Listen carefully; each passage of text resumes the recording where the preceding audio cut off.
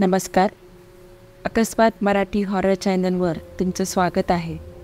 आज पुन्हा एकदा मी तुमच्यासाठी एक अद्भुत, अलौकिक आणि रहस्यमय अशी कथा घेऊन आली आहे. पण कथेला सुरुवात करण्याआधी जर तुम्ही या चॅनलवर नवीन असाल तर चॅनलला सबस्क्राईब नक्की करा. सोबतच बेल आयकॉनवर देखील क्लिक करा, जेणेकरून तुम्हाला अशाच नवनवीन आणि थरारक कथांचे नोटिफिकेशन्स मिळत राहतील. सुप्रसिद्ध अलौकिक शक्तींचे संशोधक गौरव तिवारी यांचे त्यांच्याच राहत्या घरी रहस्यमयरित्या निधन.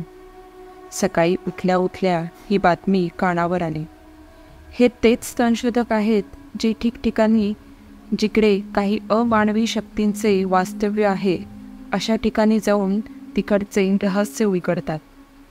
पण अशा व्यक्तीचा अशा रहस्यमयरित्या निधन हे मनाला न पटणारे होते.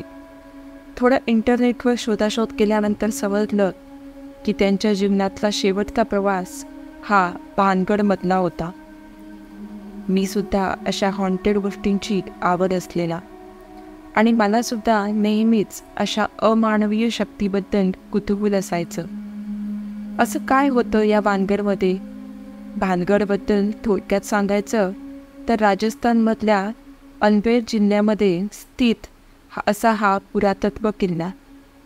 या किल्ल्याबद्दल खूप आख्यायिका आहेत. त्यापैकी एक अशी की खूप वर्षांपूर्वी राणी रत्नावती त्या किल्ल्यामध्ये राहायची. तिची सुंदरता तर पूर्ण राजस्थानमध्ये चर्चित होती. त्याच राज्यामध्ये सिंधू सेवडा नावाचा मांत्रिकसुद्धा राहायचा आणि तो काळ्या जादूमध्ये पारंगत होता. राणीला बघितल्या तो तिच्या प्रेमात पडला, पण त्याला माहीत होतं की राणीच्या पुढे त्याचं काही चालणार नाही. मग त्याने राणीला वशमध्ये करायचं ठरवलं. एके दिवशी राणीची दासी राणीसाठी तेल आणायला बाजारात गेली. ही संधी साधून त्या मांत्रिकने त्या तेलामध्ये वशीकरण मंत्र करून तो तेल राणीजवळ पोहोचवला. पण वेळीच राणीनेही ओळखलं आणि तिने ते तेल एका मोठ्या दगडावर ओतून टाकलं. त्याच्या मंत्राचा प्रभाव इतका जास्त होता की त्याच्या मंत्राच्या प्रभावाने ते दगड मांत्रिकच्याच दिशेने झेपावू लागले. मांत्रिकाला त्याचे मरण निश्चित वाटले. तेव्हा मरायच्या आधी त्याने पूर्ण भानगडवासियांना श्राप दिला की भानगड पूर्णपणे नष्ट होऊन जाईल. इकडे जो कोणी येईल त्याचा मृत्यू होईल आणि इकडून पिढ्यानपिढ्या भानगड पूर्णपणे ओसार बनून राहील. त्यांची आत्मा या किल्ल्यावर भटकत राहील. हा श्राप देऊन मांत्रिकाचा दगडाखाली येऊन मृत्यू झाला. त्यानंतर काही दिवसांनी भानगड आणि अजबगड यांचे मोठे युद्ध झाले आणि या युद्धामध्ये भानगडचा पराभव झाला आणि सर्व भानगडवासी मारले गेले.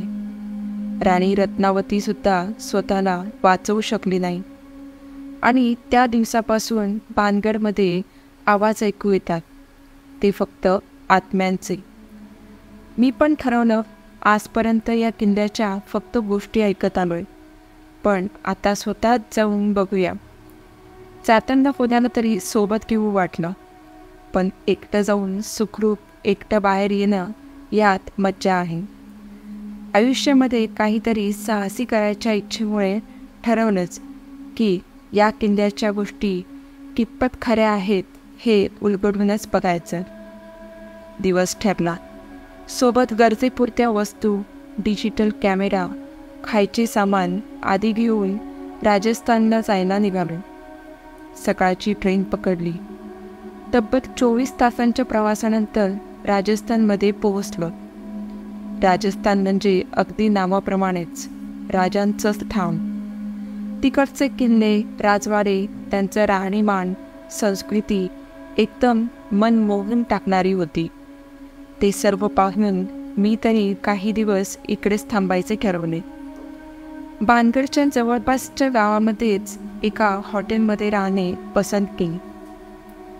दुपारी थोडं आराम करून प्रवासाचा क्षीण घालवायचा निष्फळ प्रयत्न केला. एवढ्या प्रवासाची मुळातच कधी सवय नव्हती, पण असो, इथपर्यंत पोचलो यातच समाधान होतं. शेवटी तो क्षण आलाच. सर्व तयारी करून भानगडला जायला निघालो. सोबत कॅमेरा, थोडं खायचं सामान, पाण्याची बाटली करून भानगडला पोचलो. टुरिस्टची गर्दी जास्त होती. असणारच म्हणा, त्यांनासुद्धा तीच उत्सुकता आहे जी मला खूप वर्षांपासून होती. प्रवेशद्वारातून आतमध्ये गेलो. तिकडून आतमध्ये अर्ध्या किलोमीटरवर तो किल्ला होता. त्याच्या आधी जुन्या काळातील बाजारपेठ लागते. पूर्णपणे मोडकळीस आलेली अशी ती बाजारपेठ होती. तिकडून आतमध्ये गेल्यावर किल्ल्याचा प्रमुख द्वार, उजव्या बाजूला एक मंदिर आणि तिकडून पुढे गेल्यावर भानगड. मंदिरात डोकं टेकवून किल्ल्यावर जायला निघालो. लोकांची गर्दी खूप होती. किल्ला तसा पडकाच होता, फक्त त्याचे अवशेष शिल्लक होते. किल्ल्यावरून वरती गेलो. काही ठिकाणी छोट्या खोल्या होत्या, तर काही ठिकाणी पायऱ्या. मजल दर मजल करत किल्ल्याच्या सर्वात वरच्या टोकाला गेलो. आजूबाजूला नजर फिरवली आणि मनात विचार आला की एवढ्या अवाढव्य जागेत हा किल्ला आहे. इकडं काही अमानवीय असण्याचा प्रश्नच येत नाही. तिकडच्या लोकांची गर्दी आणि तो किल्ला प्रत्यक्षात बघून माझी थोडी निराशा झाली. काहीतरी हॉन्टेड बघायच्या इच्छेने आलेलो, पण इकडे तसं काही असेल याची काहीच लक्षणं दिसत नव्हती. पण मी वाट बघत होतो संध्याकाळची. किल्ल्याची बऱ्यापैकी छायाचित्रे कॅमेऱ्यामध्ये बंदिस्त केली आणि तिकडेच थोडं आराम केला. संध्याकाळनंतर तिकडे प्रवेश निषिद्ध आहे हे ज्ञात होतं, म्हणून किल्ल्याच्या बाजूच्या दिशेने आत जाण्याचा बेत आखला. तशी संध्याकाळ झाली असे सर्व लोक आपापल्या घरी जाऊ लागले. मी सुद्धा परतीला लागलो. बाहेर येऊन रात्र होण्याची वाट बघितली. किल्ल्याचे पहारेकरी तर मला मुख्य प्रवेशद्वारामधून आत जाऊ देणार नव्हते. ह्यासाठी मी बाजूने जाण्याचा रस्ता शोधून काढलेला. रात्र झाली तसा मी किल्ल्याच्या बाजूच्या दिशेने जाण्याचा प्रयत्न करायला लागलो. बाजूचं कंपाऊंड जरा उंचीवर होता, पण माझ्यासारख्या ट्रेकर्ससाठी इतकं पण कठीण नव्हतं. माझा अनुभव वापरून मी आतमध्ये शिरलोच. मगाशी दिवसा जसा किल्ला होता तेच आता तो किल्ला पूर्णपणे विरुद्ध होता. काही क्षणांसाठी माझ्या स्वतःच्या डोळ्यांवर विश्वास बसेल असा झाला. आता तो किल्ला पूर्णपणे सामसून अंधारात गुडूप चाललेला भासत होता. वर्षानुवर्ष बंद असलेल्या काळाच्या पोटात सामावून गेलेल्या एखाद्या जुन्या वाड्यासारखा तो किल्ला भासत होता. मी पण हे दृश्य पाहून पुरता गांगरून गेलो. पण जे काम करण्यासाठी इकडे आलेलो ते काम करूनच जायचं असं मनाशी पक्क केलेलं. मी किल्ल्याच्या दिशेने जायला निघालो. बाजूच्या दिशेने आलेलो म्हणून सुरुवातीची बाजारपेठ मागेच निघून गेली. सगळीकडे अंधार होता. फक्त किल्ल्याच्या जवळ लाईट होती. त्या प्रकाशामध्ये फक्त किल्लाच दिसून येत होता. बाकी रस्त्यावर पूर्ण अंधार होता, म्हणून मोबाईलची लाईट लावून रस्ता शोधत जाऊ लागले. सगळीकडे स्मशान शांतता. माझ्या बुटांचा आणि लांबून कुठून तरी कुत्र्यांच्या विवळण्याचा जीव गेल्या आवाजाव्यतिरिक्त अजून कसलाच आवाज नव्हता. मी तसाच चालत राहिलो. आता माझ्या चालण्याच्या आवाजाव्यतिरिक्त अजून कोणाच्या तरी चालण्याचा आवाज माझ्या मागून येऊ लागला. मी जागीच थांबलो. तसा तो आवाज पण थांबला. परत 4 पावलं चालत गेलो तसा परत आवाज येऊ लागला. आता मात्र खात्री पटली की कोणीतरी माझा पाठलाग करत आहे. क्षणाचाही विलंब न करता मी पटकन मागे वळून पाहिलं, पण दूरवरती साधं चिटपाखरूही नव्हतं. मनाचा भास समजून मी परत चालायला लागलो. किल्ल्याच्या पायथ्याशी आलो. लाईटच्या मंद प्रकाशामध्ये तो किल्ला पूर्णपणे प्रकाश दिसत होता. तिकडेच थोडी छायाचित्रे घेतली. एकदा त्या किल्ल्याला पूर्ण वरपासून खालपर्यंत निरखून पाहिले आणि किल्ल्यामध्ये प्रवेश केला. जसा किल्ल्यामध्ये प्रवेश केला तशी हवेची गारेगार झुळूक पूर्ण अंगाला शहारून गेली. बोचरी थंडी पडलेली आणि किल्ल्याच्या आतमध्ये आल्यापासून तिची झळ जरा जास्तच जाणवत होती. तळमजल्यावरून वरती गेलो, पण अजूनपर्यंत कोणाचाच सुगावा नव्हता. शेवटी कंटाळून तिकडून वरती किल्ल्याच्या टोकाला गेलो. तिकडे बसून कॅमेऱ्यामधले फोटोज बघायला लागलो. संध्याकाळचे फोटोज अगदी सुंदर टिपलेले.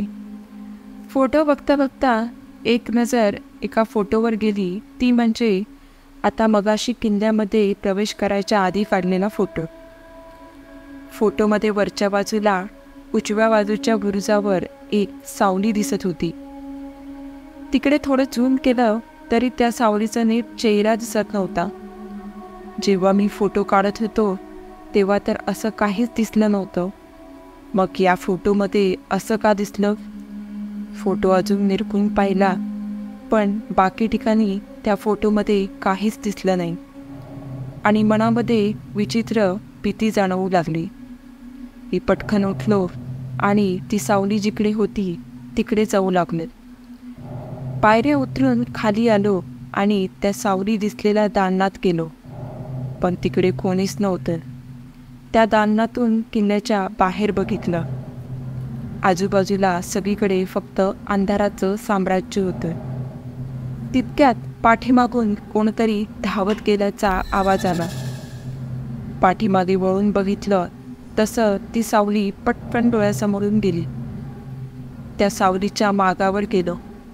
ती सावली पायऱ्या सोडून परत वरच्या टोकाला गेली. तिकडे छोटीशी खोली होती.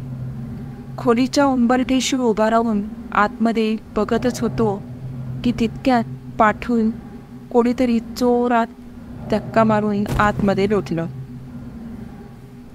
त्या धक्क्याचा प्रहार इतका जास्त होता की मी धडपडून आतमधल्या भिंतीवर जाऊन आपटलो. स्वतःला सांभाळून तसंच मागे बघितलं आणि समोरचं दृश्य पाहून थोड्या वेळासाठी मूकबधिरच झालो. मगाशी जी सावली बघितली ती आता सावली नसून तिचे शरीर झालेले. अंदाजे 9 फूट उंच, अंगाने दिप्पाड असे ते शरीर होते. त्या शरीराचे डोळे, तोंड, नाक काहीच नव्हते. पूर्ण चेहरा सपाट. हाताची नखे इंच वाढलेली.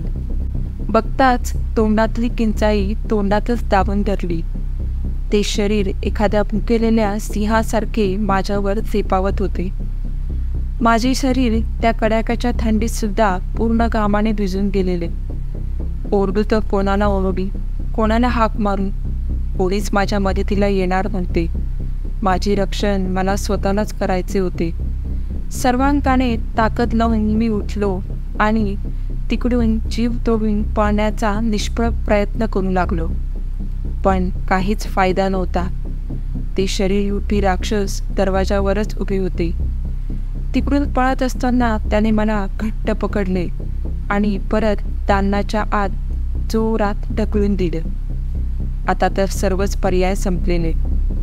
मनातल्या मनात देवाचं नाव घेण्यापलीकडे माझ्याकडे काहीच उरलं नव्हते. माझे सर्व अवसान गळून पडलेले.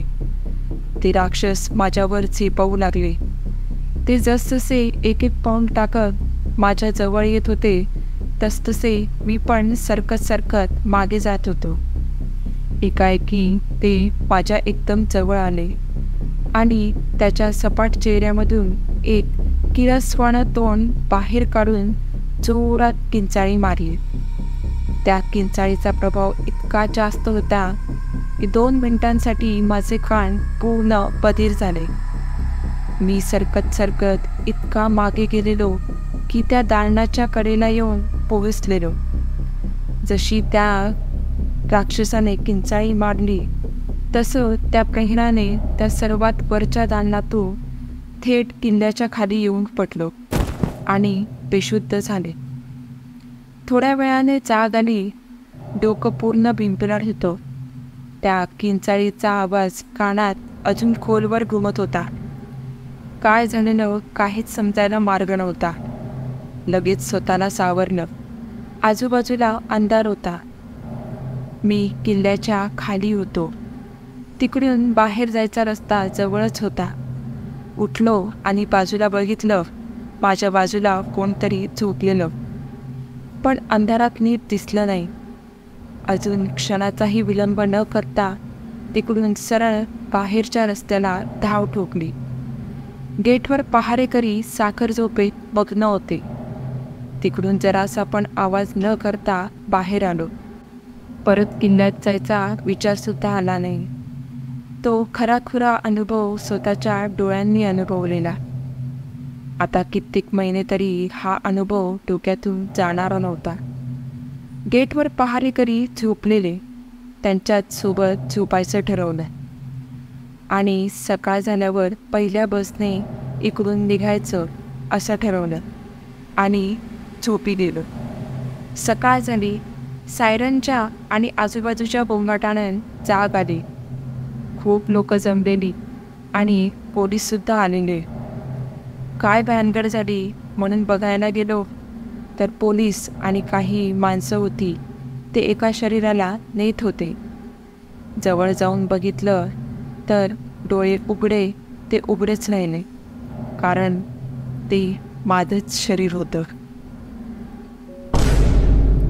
तर मित्रांनो, आजची ही कथा तुम्हाला कशी वाटली हे मला कमेंट करून नक्की कळवा.